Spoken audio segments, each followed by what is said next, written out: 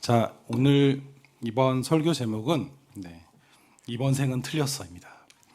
제가 장롱건이 되기는 이번 생은 어렵죠. 그 동기 전도사님들이 저한테 물어봐요. 교회 이제 옮겨서 생활 어떠냐 할 때 너무 좋다. 성도님들도 너무 좋고 담임 목사님도 되게 은근히 친데레시다. 뒤에서 다 챙겨주시고 그렇다. 근데 이 교회 리더한테 너무 바쁘다. 졸업하기 힘들 것 같다. 담임 목사님한테 비밀이에요. 저 뒤에 계시긴 한데 담임 목사님한테 비밀입니다. 자, 오늘 그 말씀은 이제 배경은 마태복음 그 4장 18절인데 예수님이 제자들을 콜링하는 장면이에요. 갈릴리, 제가 좋아하는 갈릴리 호수에서 콜링하는 장면인데 제가 항상 퀴즈 본능이 있다고 했잖아요. 그래서 또 하나의 퀴즈를 준비했습니다. 화면 준비해 주실래요? 네, 사진이 있는데 없어요? 그 사진 보냈는데 안타깝네요. 네.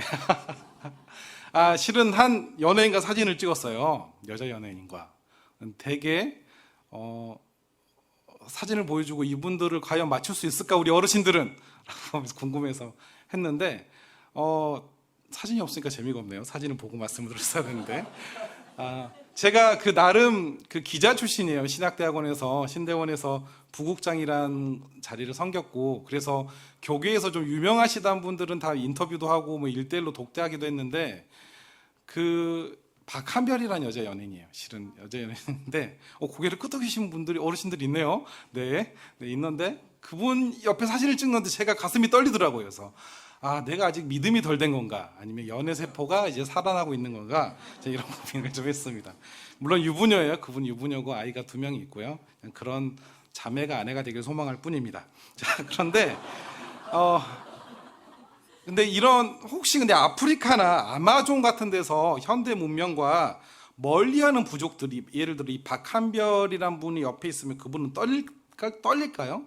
아마 떨리지 않을 것 같아요. 왜냐하면 그분들은 그 사람이 연예인인지도 모르고 연예인이란 개념도 없을 거예요. 그러겠죠.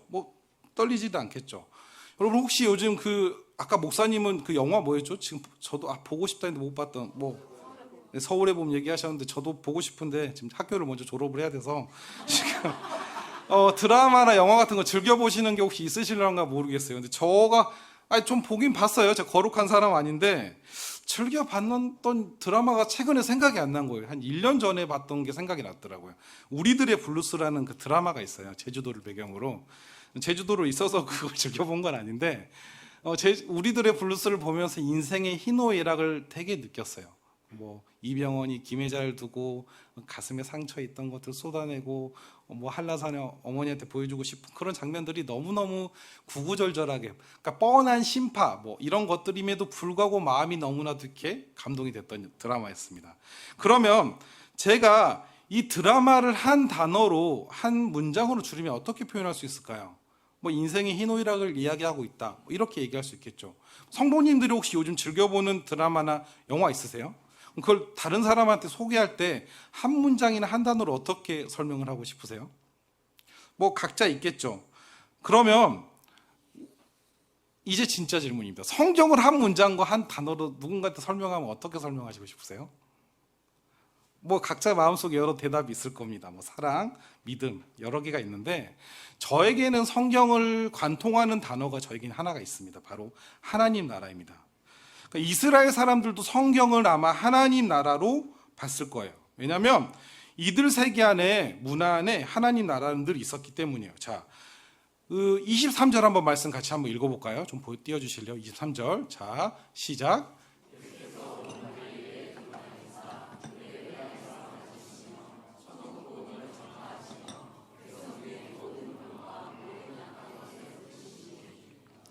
아멘. 자, 여기서 천국 복음이라고 하는데 이렇게 생각하시면 돼요. 헬라어가 무슨 이렇게 바실리아고 여러 있는데 그냥 다 생략을 하고 굳이 배운 척 하지 말고 여러분 피자가 있는데 피자를 조선시대 때 모르는 사람한테 번역을 하려고 해봐요. 어떻게 번역을 하실까요? 개떡, 빈대떡, 서양식이 이상한 음식 여러 가지가 있는 것처럼 이 성경에서 얘기하는 천국은 엄밀히 말하면 하나님 나라입니다. 근데 우리는 이것을 죽어서 가는 우리 내세 세상이 있기 때문에 이게 천국이야. 어떤 성경의 번역에서는 그 왕국, 어떤 성경에서는 하늘나라 이렇게 번역을 하고 있어요. 그런데 정확한 원어, 성경의 의미는 하나님 나라예요. 그러면 우리가 지금 서영교회 우리 본호동 우리 전도 이제 해야죠. 나가서 사람들한테 우리 전도를 할 때 우리 뭐라고 하십니까? 예수 믿으세요? 서영교회 나오세요? 목사님 좋아요? 이렇게 얘기를 하죠. 목사님 좋다는데 왜 웃으시죠? 자, 이렇게 얘기를 하는데 하나님 너무 웃으셨으니까 당황스럽네요. 자, 예수님이 전도를 하세요, 사역을 하세요. 근데 예수님이 뭐라고 말씀하셨어요? 예수 나 믿어 이랬을까요?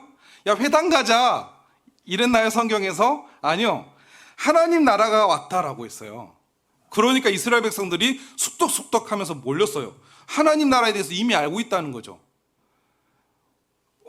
제가 뭐 핸드폰은 아이폰이나 뭐 안드로이드든 뭐 좋은 아이패드든 신제품이 나왔는데 그걸 누가 나한테 무료로 주는 행사가 있대요. 솔깃하죠. 그걸 나한테 준다고? 이런 것처럼 이스라엘 백성들한테 하나님 나라가 왔다 그러니까 숙덕숙덕 되는 거예요. 하나님 나라? 하나님 나라가 왔어? 하나님 나라? 메시아가 온단 말이야? 이런 이스라엘 사람들한테 그런 이미 사상이 있었고 그런 생각이 있었어요. 우리가 죽으면 극락세계 간다, 지옥 간다, 우리가 내세가 있었던 것처럼 이스라엘 백성들은 하나님 나라를 이미 이해하고 있었어요. 이미 알고 있었어요. 그래서 예수님은 딱 한마디 하셨던 거죠. 하나님 나라가 다가왔다, 회개하라, 하나님 나라가 다가왔다, 이렇게 표현하고 있는 거예요. 그런데 예수님이 이 하나님 나라를 가지고 제자들을 콜링을 하세요. 제자로 이제 우리 오늘 성경에 나오는 그 베드로와 그 누구였죠? 갑자기 하여튼 그 제자들에게 콜링을 합니다. 제자라는 정체성으로. 우리가 그 제자에 대해서는 많이 살면서 들었습니다. 뭐 헬라적 문화 배경에서는 스승의 모든 행동과 모든 말투까지 따라하는 걸 스승의 존경하는 의미로 따라하기도 했고요. 우리는 약간 도제식이라는 그런 그 스승과 제자 그런 문화로 이해할 수 있어요. 그럼 예수님은 베드로 그리고 그 야고보, 요한 이런 친구들한테 예수님의 제자들로 콜링을 했는데 이 네 명의 제자들한테 어떤 공통점이 있을까요? 베드로, 야고보, 요한, 네, 이런 분들은 어떤 공통점이 있었을까요? 네, 어부입니다. 그리고 어디 출신이었죠? 네, 갈릴리 출신입니다. 갈릴리 출신이 되게 당시 예루살렘에 비해서 차별을 많이 받았습니다. 물론 사마리아에 비해서는 뭐 굳이 등급을 따지자면 뭐 유대인 안에서 예루살렘, 뭐 갈릴리, 그다음 개나 동물, 그다음 사마리아 사람들 정도로 차별을 받았던 그런 정도까지는 아닌데 갈릴리 출신하면 저 촌것들 예루살렘이 좋은 전통적인 예식과 야훼께 예배드리는 것들도 제대로 지키지도 못하는 촌것들 그러면서 무시를 했어요. 그리고 아무래도 국경과 인접해 있다 보니까 수많은 침략이 있었고 다른 해외의 영향력을 많이 주고받았어요. 그래서 저희 그 교수님 한 분이 예수님이 아람어를 쓰고 헬라어로 적혀졌다라고 하는데 예수님은 그때 지금으로 치면 영어같이 그런 공통어인 헬라어를 하셨을 거다라고 또 주장하시기도 해요. 아무튼 근데 갈릴리는 즉 전통과는 좀 많이 먼 촌놈들 그리고 외세 침략도 늘 많고 좀 살기 퍽퍽하고 차별도 받고 멸시와 비난과 그런 되게 살고 싶지 않은 동네였습니다. 그런데 이런 사람들한테 이런 그 제자들한테는 그런 마음이 묵상이 됐어요. 이놈의 세상 좀 지긋지긋한데 한번 뒤집혀지지 않나? 도대체 메시아는 언제쯤 오려나? 도대체 그 하나님 나라는 언제쯤 오려나? 이런 것들을 막 되게 마음속에서 고민했을 것 같아요. 그러는데 갑자기 어떤 훌륭한 랍비가 나타나더니 하나님 나라라고 얘기하더니 갑자기 그분이 오셔서 자기들한테 얘기하는 겁니다. 너 나를 따라올 제자가 될 거냐고. 그러니까 이분들은 이런 기회가 어딨어? 라고 하면서 그 사람들은 예루살렘의 제자들로 삶을 따랐습니다. 그리고 이 사람들은 처음에는 순수한 믿음이라기보다 자신들의 그 욕망과 현실에 대한 도피로 시작된 이 동행이었을 걸로 봅니다. 그래서 예수님과 함께 한 3년 동안 초창기에는 공동체로 살면서 많이 직면하고 깎이고 순수한 열정으로만 하나님 나라를 바라보는 사람이 아니었습니다. 그래서 하나님 나라를 이해하고 있기 때문에 다시 오는 그 정치적인 하나님 나라만 이해하고 있었기 때문에 서로 싸웠습니다. 야, 내가 더 높은 자리에 올 거다. 아니다. 내가 넘버 2고 넌 넘버 3쯤 될 거다. 그러면서 막 싸웠어요. 그래서 보이지 않는 암투가 있었어요. 그런데 이 사람들이 어떻게 이 신앙이, 이 믿음이 별거 아니란 것들이 밝혀졌냐면 예수님이 바로 사형 선고, 이 십자가에 못 박혀 돌아가시면서 다시 생계로 돌아갔습니다. 아마 아주 허탈했습니다. 이런 정도밖에 안 되는 믿음인 것을 예수님은 제자로 알고도 부르셨습니다. 그런데 예수님은 이 믿음을 다스리기 원하셨습니다. 아유, 이번 생은 틀렸다. 더 이상 난 잘생기기는 틀렸고 180대긴 틀렸고, 네, 이런 것들을, 이런 생은 틀렸어 라고 하는 갈릴리 출신의 하나님 나라는 도대체 언제쯤 오냐라고 했던 이런 것들을, 그리고 난 되게 훌륭한 사람이 될 거야, 나를 증명하고 싶은, 나를 나이스하게 하고 싶은 그런 것들에 대해서 예수님은 다 아셨을 거예요. 그래서 베드로, 안드레, 야고보, 요한도 자신들의 그런 믿음들의 한계를 곧 알게 됐을 거예요. 예수님이 그렇게 나를 부르셨구나라고 합니다. 자, 그래서 오늘 제 성경을 두고 말씀에 이 질문을 정말 드리고 싶어요. 주님께서 물어보세요. 나를 따라오겠니? 어떤 분은 쉽게 대답하실 수 있을 것 같습니다. 뭐 어차피 내가 지금 사는 낙도 없고 가진 것도 없고 잘난 것도 없고 키가 180도 아니고, 자, 주님 위로 해서 뭐로 살면 살지, 뭐 그래, 그렇게 하면서 어차피 이번 생 기대할 거 없으니까 그래, 뭐 그냥 일어서 죽나 저래서 죽나 예수님 믿고 따라야지. 어떤 분은 예수 믿으면 잘 먹고 잘 산다니까, 훌륭해진다니까 자신의 탐욕과 자신의 성공과 자신의 어떤 잘됨을 위해서, 자신의 형통을 위해서 예수님을 따라가는 분들이 있습니다. 하지만 예수님은 마지막에 어디까지 따라오길 원하시냐면 우리의 전적인 100%, 우리의 목숨과 생명까지 따라오시길 원하십니다. 지금 우리가 예수님을 믿는다고 목숨이 위협받는 한국이 아닙니다. 우리 주위에 순교당한 분 없죠. 근데 저 같은 경우는 이제 지인의 지인분들이 순교당한 것도 지금 시대에 순교당한 분들도 있는데요. 한국에서는 우리가 뭘 믿는다고 목숨을 잃고 이러진 않아요. 그런데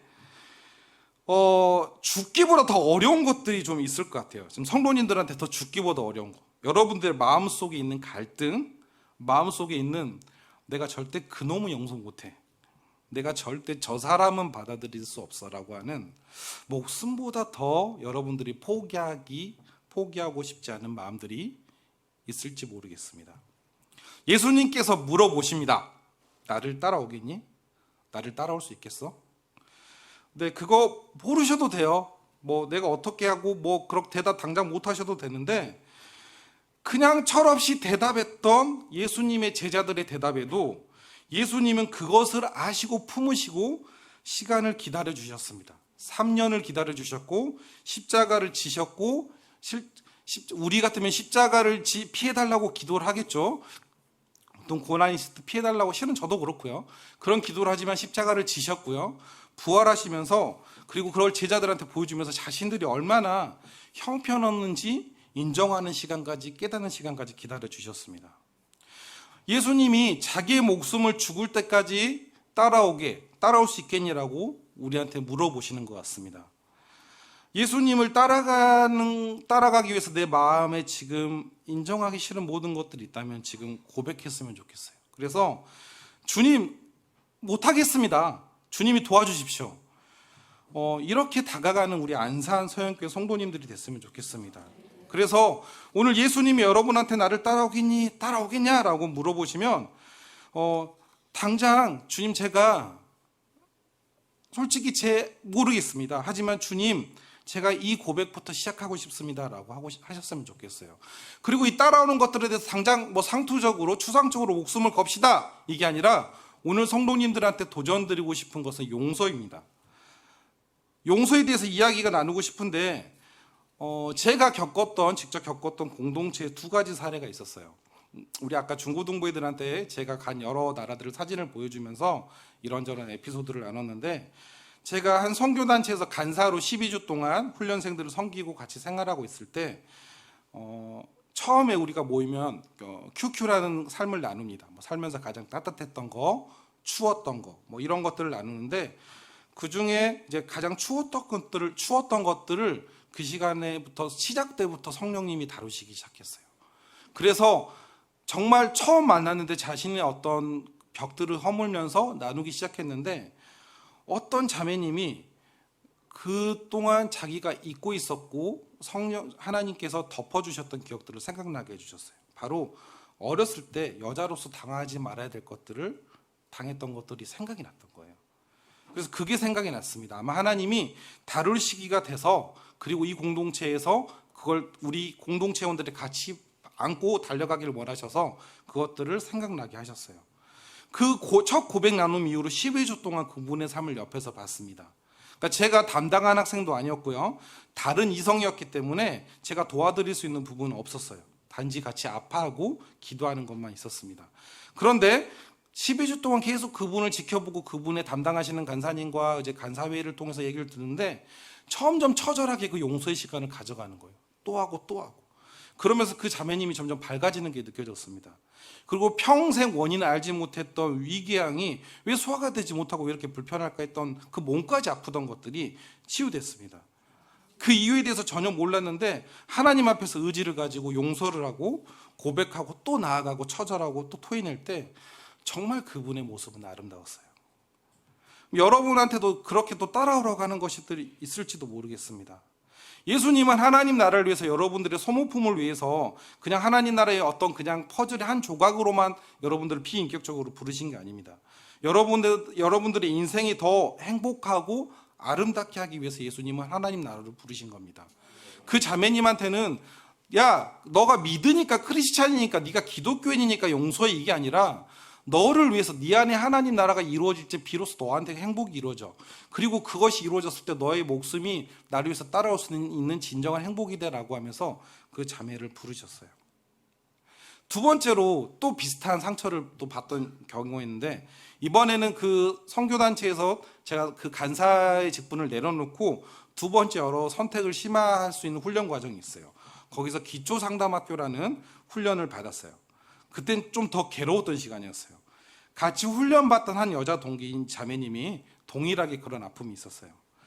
한 3, 4주쯤 지나서 이제 그런 뭐 힐링 기간이라도 하고 내적 치유 기간이라도 하는 그 시간들을 가지면서 그 사람이 겪었던 것들을 적어서 하는데 써서 읽어내는 것조차 고통스러워하면서 정말 끙끙대면서 읽는 거예요. 처절하게. 정말. 말을 하는데 이런 것들이 있었고 나 우울증을 약을 끊고 싶고 이제 하는데 울먹이는데 너무 괴로워서 고통에 차서 그 말을 그 써온 것도조차도 말을 못 하는 거예요. 그러자 그때 당시 그 훈련을 이끌던 그 시간에 훈련을 이끌던 강사님께서 형제들을 나오라고 했습니다. 그래서 남자 사람으로서 당장 이 사람에 대한 가해자는 아니지만 이 남자로서 용서를 구하고 이 자매님을 위해서 기도해 주라고 했습니다. 그때 저도 같이 무릎을 꿇고 기도하는데 그 고통이 같이 전달되는데 정말 끊어질 것 같더라고요. 뭐 말을 할 수가 없어요. 그렇게 용서하는 과정을 가졌습니다.